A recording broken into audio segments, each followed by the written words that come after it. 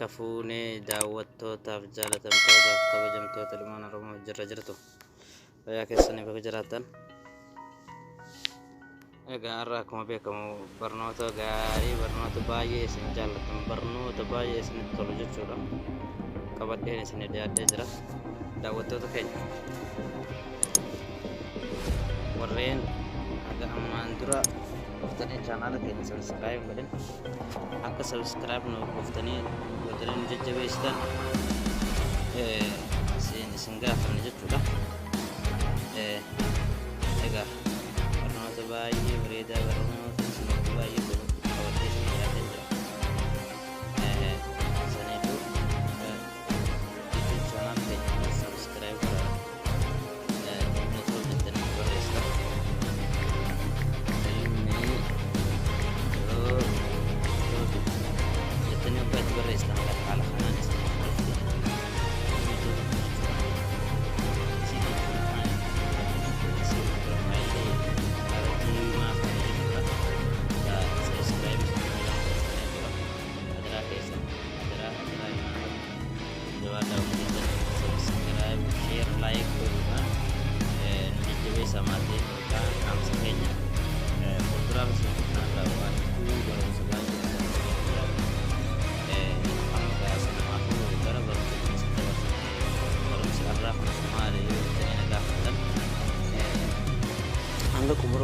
Angga tumuro kopi tanya tu nafas bayi wan bayi sini terkisi sudah wan juga tumuro bayi lah kafi satu deh.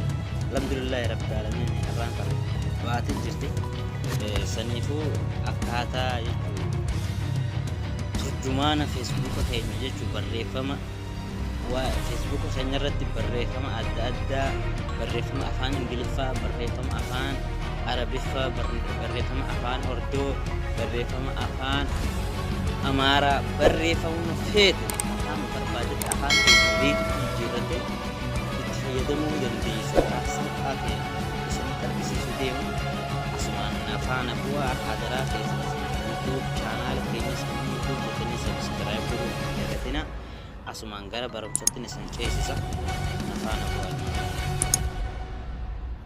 ega mantana gara barum sakenya kharatin arraf jal kabida barum sakhonisi kuldura fi suwa baye YouTube kenya ra argati jada gara Facebook kenya tinisi cesisa akata jechuudha afaan to barbaadan kana itti turjumaan naftanii itti fayyadamuu dandeessu karaa salphaa ta'een karaa itti isin galu jechuudha. Isinitti argisiisuudhaaf ammaan tana isaan waliin tura kuna barreeffama kanaan fakkeenyaaf walumaa galattuu khalaas barreeffama amma barreeffama afaan Amaaraa amma barreeffama afaan Amaaraa kana afaan teeti beektu amma akkuma argitan barreeffamni hundi isaa afaan Amaaraati jechuudha. Afaan Amaaraa kanarraa akkamitti afaan beeynutti jijjiirannee barreeffama kan dubbisuu dandeenya. Ni beeynu hundi keenya barreeffama afaan Amaaraa irra baay'een keenya ilmaan Oromoo hin dandeenyu. Maaliif waan jibba isaa qabanuuf hin dandeenyu. Habeeku ni beeka. Kan beeyin irra baay'een garuu hin beeku jeetan amana akkinan xiyyaa beekutti afaan Amaaraa kana irra baay'een ijoollee teenyaa hin beekanii gartaa yoo dubbatuu beeka afaan yoo dubbatuu beekanillee barreessuu hin danda'an. Baay'inaan afaan dubbatuu ni dandeenya garuu barreeffama kana barreessuu hin dandeenyu. Barreeffama kana barreessuu hin dandeenyu waan ta'eef dubbisuullee hin dandeenyu jechuudha. Eega barreeffama hin dandeenye dubbisa namni waan takka dubbisee afaan Amaaraa seekanne dubbisuu hin dandeessu. Kana gaati maal goota gara Facebookaa kana ammaan kana yaada asirratti barreessanii gadhiisan kana ati gara afaan ta'etti beeksitu jijjiiratee yaada isaanii kana bartaa jechuudha. Ammaan kana fakkeenyaaf afaan Amaaraa afaan Oromootiin jijjiirata. Afaan Oromootiin jijjiirata. Akkuma argaa jirtan amma keeyyan asii gadi afaan Oromoo taa'ee jira. Afaan Oromootti kanaa beekuun isuma afaan Amaaraatiin as jiru kana afaan Oromootiin gama gaditti naaf hidhee jechuudha. Barreeffama kana afaan oromootti jijjiiree naa fidi.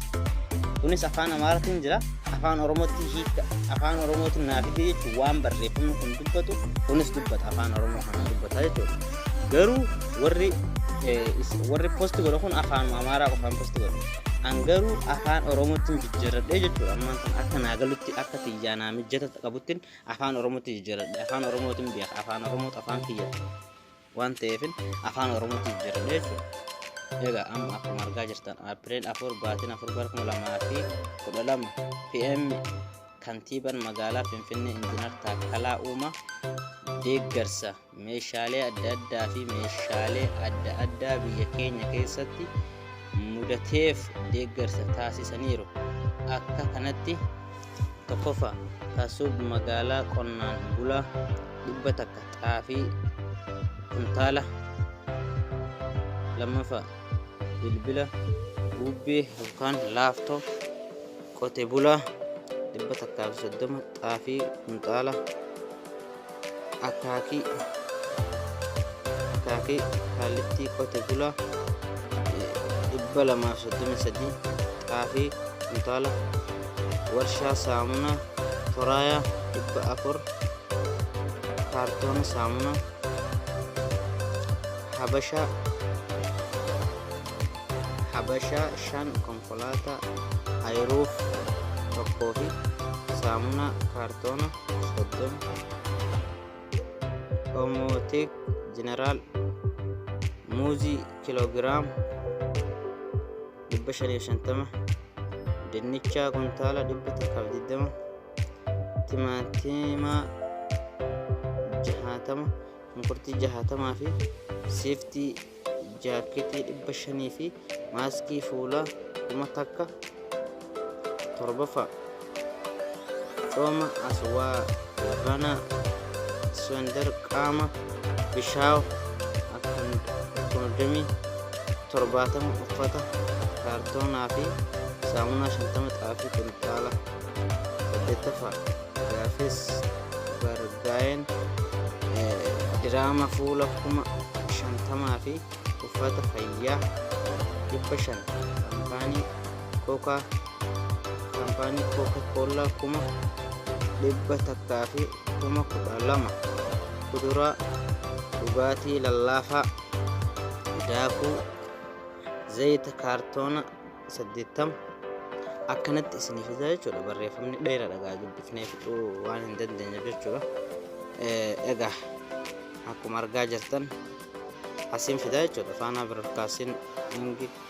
Faana biroodkaastingi kunis afaan amaaraatiin waa inni poostii godhe kana hundi isaa afaan amaaraatiin barreeffame jechuudha. Manni kun afaan amaaraatiin barreeffama kana hundumaa akka isin argitan kanatti afaan amaaraatiin barraa'e jechuudha. Amma gaafuma afaan oromootti jijjiirradheetiin jira karaa salphaa ta'een afaan amaaraa kana. Injiinar Taakkalaa Uumaa baankiiwwan nyaataa daawwatan Finfinnee eebila 2020 baatii 12 eebila 2012 faana biroodkaastingi itti aanaa kantiibaa bulchiinsa magaalaa Finfinnee Injiinar Taakkalaa Uumaa baankiiwwan nyaataa magaalaa Finfinneetti ijaaraman daawwatan. Baankiiwwan nyaataa gosa adda addaa keessaa seenanii fi caasaa hawaasaa cufameera. Baankiiwwan nyaataa lammiilee rakkoo nyaataa koroo fi vaayirasii waliin ta'an deeggaruuf dhaabbataniiru. Injiinar Taakkalaa Uumaa waajjira kantiibaa magaalaa Finfinnee irraa odeeffannoon ni ergu. Baankiiwwan nyaataaf waan dandeenyuun akka gaaruuf waliif qooda. Odeeffannoo haaraa argachuuf fuula telegiraam keenya sabiskiraayib godhaa. Egaa anis fuula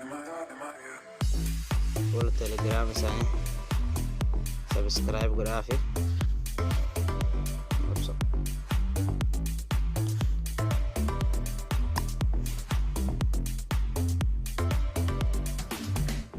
akkana jechuudha. Amma asumaan haayaceenoo garana akkamitti afaan kana jijjiirrannaa jettanii akkamitti afaan kana akkatti jijjiirrattan seetan jaalawwan ilmaan Oromoo adaraa keessan YouTube keenyas gaa seentanii subscribe godhuun hin dagatinaa. Viidiyoon barumsaa kun yoo kan isinitti toltu taate share hiriyaa teessaniif godha. Achumaan gara barreeffama kana afaan Oromoo jijjiirrattan karaa salphaa ta'e itti fayyadamtanii jechuudha. Asumaan afaan abbaa as dhuftan ergitan jedhi jalqaba irratti as dhuftan bakka sarara sadii tana dhuftan ol dhuftan jechuudha. Gara settingii isinii fide jechuudha. Feesbuukiin keessan gamaa settingii isaatanii settingii hajoo kanarra dhawitan deebi ammallee settingis hajoo kana ittee bantaa jechuudha. Haala kanaan si dhufaa jechuudha. Ammaan kana barreeffamni waa hedduu tajjiratti si ba'a. Akkaataa waa hedduu si dhufaa jechuudha asirratti. Ati amma kanarraa isa jalqabaa yoo kasii galu taate isa jalqabaa eega kanatti bantee as dhufte booda isa jalqabaa kana osoo hin taane isa lammaffaa kanarra dhuftee dhaabtaa jechuudha. Haala kanaan eegaa jira obsa dhufaa jira. Shaba kanaan xiqqoo biraa ulfaatudha waan ta'eef kun amma dhufee jira. Haala kanaan isiniif ba'a jechuudha. Oromoo language you would like to have courses translation into Oromo. Amma akkanatti seenaa jechuudha dhaabine. Kano haala kanaan afaanota baay'ee siifita jechuudha. Afaanota ati dandeessu. Afaan Amaaraa ni jira. Afaan Amaaraa ni jira. Afaan Afrikaans ni jira. Filipiin, Arabiyaa, Asimas afaanota baay'ee jira. Afaan adda addaa jira. Amma asirra gad oofnee afaan Oromoo barbaannaa jechuudha. Oromoo keessatti jiru barbaannaa jechuudha. Amma asirra afaanota baay'ee jira. Amma afaan Oromoo barbaannaa asirra akkuma argaa jirtan afaan Oromoo kan raayitii qabu kana ani duraan waan raayitii itti godhee jiruuf raayitii haala kanaan godha. Samboo keessa dhuftan beekanii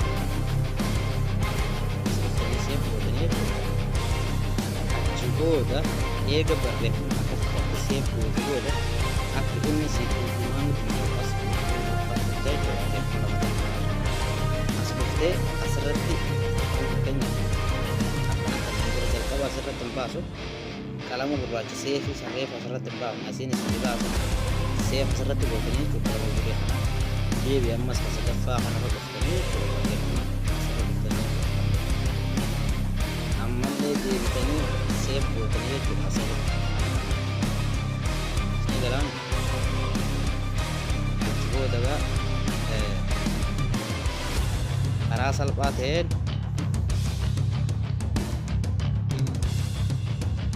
karaa salphaa ta'een feesbuukiin keessanii afaan barbaadanitti jijjiirratanii jechuudha. Afaan itti jijjiirratan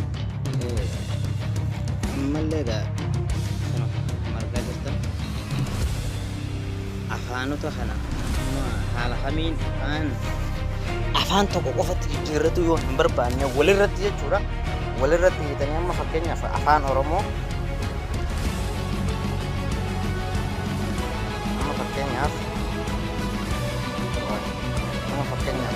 afaan Oromoo kana amma fakkeenyaaf kan dhumaanatti jiran afaan Oromoo qofa yoo afaan Amaarattis gartaa